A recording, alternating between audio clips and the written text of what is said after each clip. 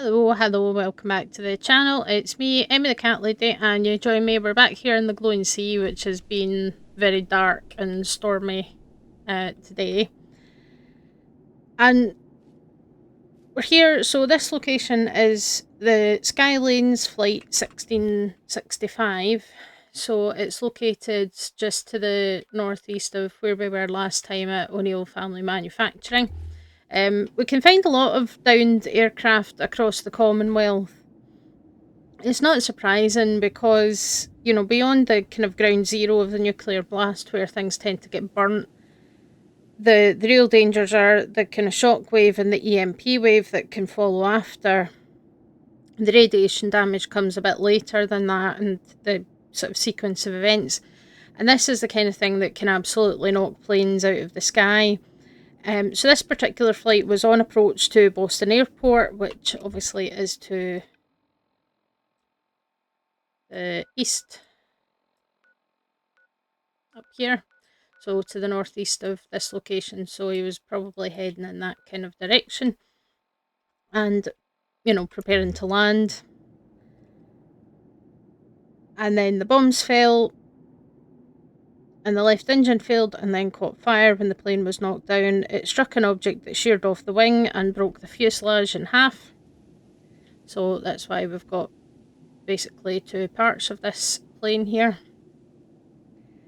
And if you activate the relay tower, which is 0dB521, so that's the relay tower here, so it's very close to another aircraft wreckage, vertibird wreckage there to the north. And we can actually pick up the radio signal. Shit! We're still losing power. That's it. No power in left engine. Boston Center. Skylanes 1665 declaring an emergency. Left engine failure. We're out 15-3 at this time. Copy that, Skylanes 1665. Request emergency landing. Clearing runway 18 left. Can you make it? That's a negative, Boston Center. Losing altitude too quickly. We will not make it to runway. 1665, say again? We're going down! I repeat, we're going down! Skylanes 1665, 20 miles out. Roger, Skylanes 1665, traffic short final. Cleared to land on runway 18 left. Copy, 18 left. Coming in at 475 knots, that's 47... hang on, control. Damn it, fire in left engine. We're losing power in left engine. Okay, let's put it out. Left engine to idle. Shit! We're still losing power. That's it. No power in left engine. Boston Center. Skylanes 1665 declaring an emergency. Left engine failure. We're out 15-3 at this time. Copy that, Skylanes 1665. Request emergency landing. Clearing runway 18 left. Can you make it? That's a negative, Boston Center. Losing altitude too quickly. We will not make it to runway. 1665, say again? We're going down! I repeat, we're going down! Skylanes 1665, 20 miles out. There we go. So it took me a bit to get that so that it could be heard. It doesn't give us any subtitles for some reason. But yeah, so we can hear an exchange. With a Mayday radio beacon, we can hear an exchange between the pilot and air traffic control, and then they're just kind of on approach, preparing for landing, and then the engine catches fire. And unfortunately is too far away from the airport to be able to make an emergency landing. The plane goes down too fast. So yeah, kind of unfortunate, but that's what happened. So we've got part of it here, you know, so we've got kind of the cabin, at least part of the cabin where some of the seats were. So unsurprisingly, there's a lot of, you know, suitcases and duffel bags and things that you can find some fun clothing items in, and you might find there's a first aid box here. So, you know, lots of random little bits of loot what am I stuck on.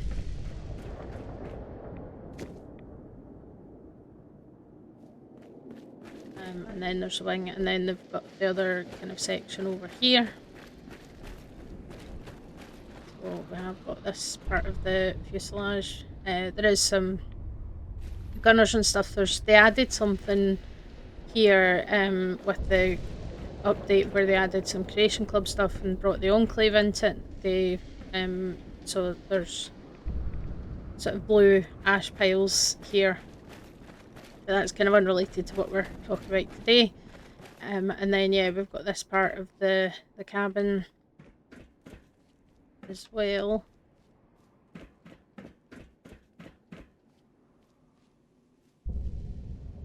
Oh no, Starlight Drive-In's under attack. They'll just have to deal with that themselves. I am kind of busy. But yeah, we can come up here into the cockpit. And we've got the flight data recorder here as well, so we'll get to that in just a minute. But there's a lot of kind of containers scattered among the wreckage here. As you can imagine, it's, you know, commercial flight, lots of passengers with luggage and potentially stuff being shipped. Yeah, steamer trunk here.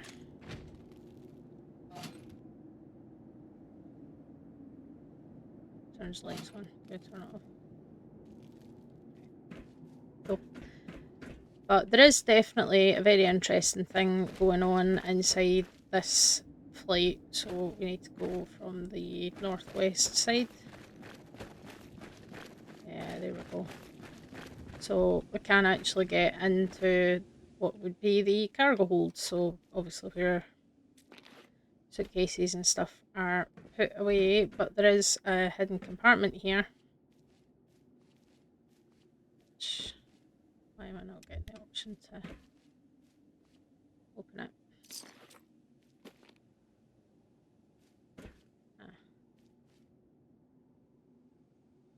kind of weird.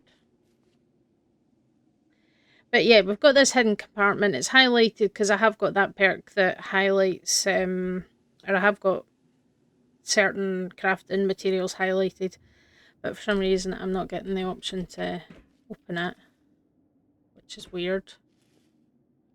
But it's master locked, at least it's supposed to be. Let's see if the console will let me do it.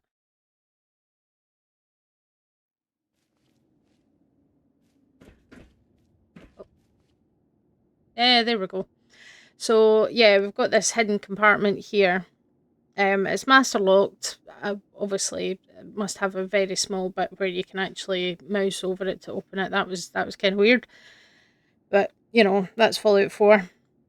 You can get the key for this from an NPC called Ness, but she is a random encounter, and if you happen to miss her when she first spawns in, she gets sent to a hidden cell, and she can let me try that again. So if you miss her when she first spawns in, she gets sent to a hidden cell and can't be found again without using console commands. If you do happen to run across her, you have multiple options, including stealing the key from her or killing her for it. But if you do happen to have the key, or if you have master level lockpicking, you should be able to get into this hidden compartment. And we've got some, let's take a look here. So tons of ammo. And we've got some smuggling manifests, which we'll take a look at in a second. Oh, plasma cartridges are always nice. And yeah, depending, the contents are variable depending on your level and stuff like that. But if you're at least level 32, then you're going to have Gauss rifles, at least 2, which is nice to have. Yeah, I'll take them. And, you know, there's some money and stuff like that. So obviously we've got some kind of illegal activity going on here. There's a smuggling ring where they are clearly smuggling high-tech weaponry, which is kind of fun. So if you've got the key, or if you can pick master locks, it's definitely worth your time to make a stop. So let's have a look at what the smuggling manifests say. It's going to take me 5,000 years to scroll down to S. There has to be a better way to do this, because this is it's so tedious. I think it was better when they just kept it in the data section, but never mind.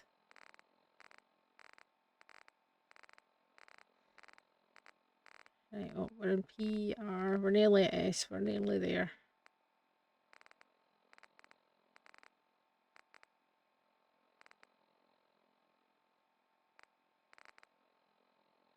There we go, Skylanes Smuggling Manifest. Yeah. So,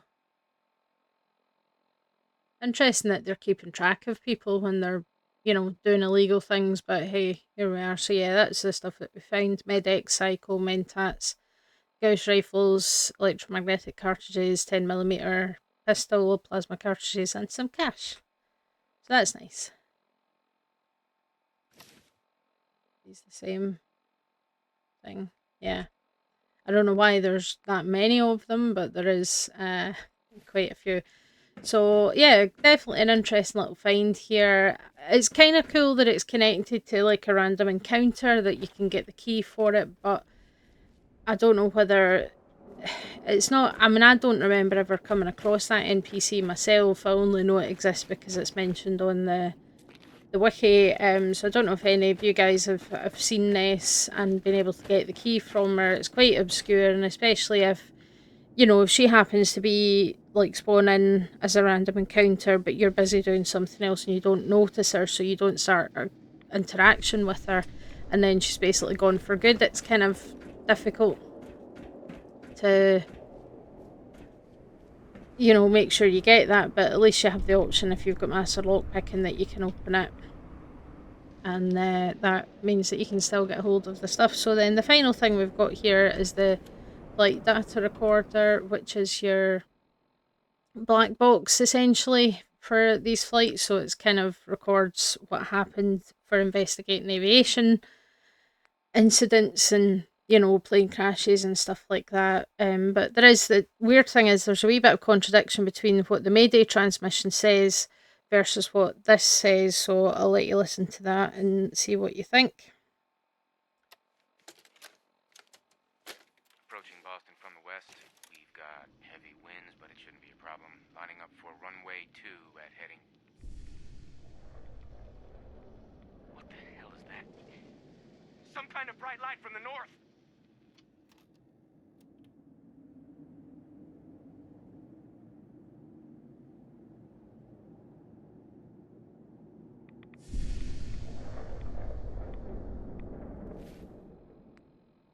Yeah, so that really wasn't very much there. Boston from the west, just we're approaching heavy winds, and then they saw the bright light. Runway 2 at heading.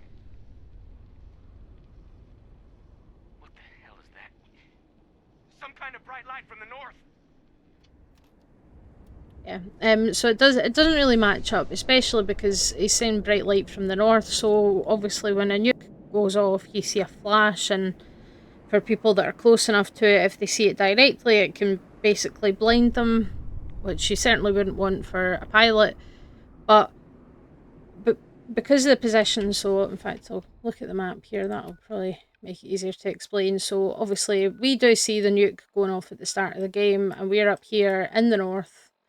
Vault 111, we see it happening to the southwest, and the crater of Atom, that's where that nuke, basically, that's ground zero. So if he is coming from the southwest and he's heading for Boston Airport, which is obviously up here, he might have been able to see it, but if he'd been able to see it when he was radioing into air traffic control, then it would presumably would have said something. So we don't really know for sure if this was, connected, or if it was the nuke, like the shockwave from the nuke that damaged the engine that caused the plane to go down, or if it was a problem with the engine itself that caught fire and then the plane went down and the nukes happened to happen at the same time. It's kind of unclear, and I don't know if that was an oversight in development, if you know, they changed their mind about what they wanted the story of this flight to actually be, and didn't update one or other of the kind of voice recordings that are related to this. Because, yeah, I mean, I suppose you could have seen it. I don't know why I'm pointing with my hand. You can't see my hand. I mean, it could have been that, you know, if it was basically here and then he saw the flash, and if he didn't look at it directly, then hopefully his vision wouldn't have been affected. But that then caused damage, so the plane ended up coming down here. That's a possibility as well. But the radio signal, the Mayday signal, I mean, that's obviously Mayday is okay, we're in trouble here kind of thing. That's not just chatting to air traffic control for a catch up. That's we're having a problem here, something's wrong, send help kind of thing.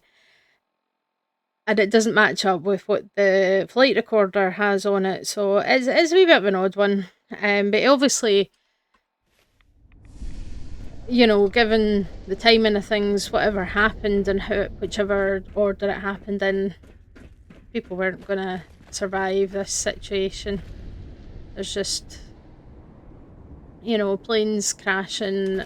It's rare for people to survive them. I mean, potentially more likely for a plane that's in, you know, final descent for landing, and, you know, talking about where he was, which runway he was aiming for and things suggest that he is, you know, is coming in to land, so it would have been kind of lower than cruising altitude, which means that there's a potential for people to survive. But, you know, if the nukes happened at the same time as your plane happened to crash, I don't fancy your chances, to be honest. But yeah, it's really interesting to see that, and the fact that we can find so many of these kind of downed aircraft dotted about. In fact, let's head up to the vertibird wreckage that's up there as well, just for interest. Because yeah, I mean, you can see just the amount of damage that has been done. We've got towers collapsed, roads all warped and destroyed. It's a mess.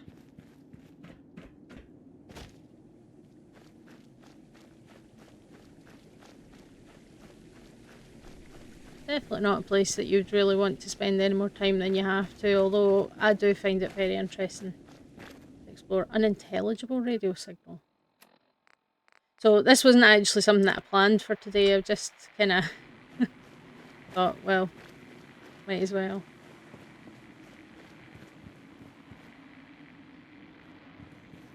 Yeah, we've got this crashed vertibird. I don't think we can get into it at all. It seems to have crashed onto some kind of building.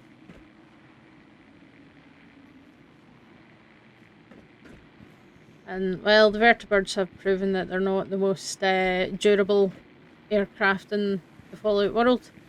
Given how many the Brotherhood seem to go through on a daily basis in this game. Because they get shot out of the sky very easily. But yeah,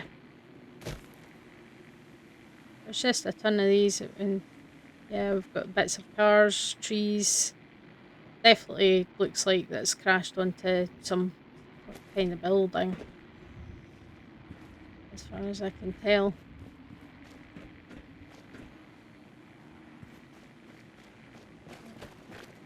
Oh, it's about that wall. I was like, what is that? It doesn't look like a tree.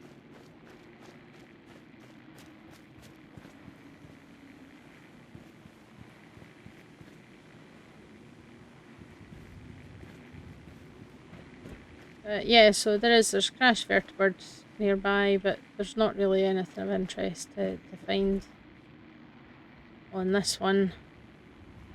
It's just here for, you know, to show, look, lots of people died. Aircraft were destroyed, everything was destroyed. That's how bad this is. Is that the radio tower? I think that's the... Yeah, that's the radio tower. I don't know what this unintelligible radio signal is. That's one to investigate for later, I think. But yeah, so that was Skylanes Flight 1665. where the plane crashed either just before or shortly after the bombs fell as they were coming into land at Boston Airport, but also there was a smuggling ring that were sneaking high-tech weapons into Boston, which is fun. It's, it's kind of like whenever you go into any of the banks in these games and they're in the process of being robbed. Seems to be quite a lot of bank robberies going on the day the bombs fell, which is interesting, but yeah, it's kind of fun. So hopefully you guys enjoyed that, and I'll be back on Tuesday with some more, and on Saturday we're going to continue the psychology of the Vault series, so hopefully you guys will come back for that, and I'll catch you next time. Bye.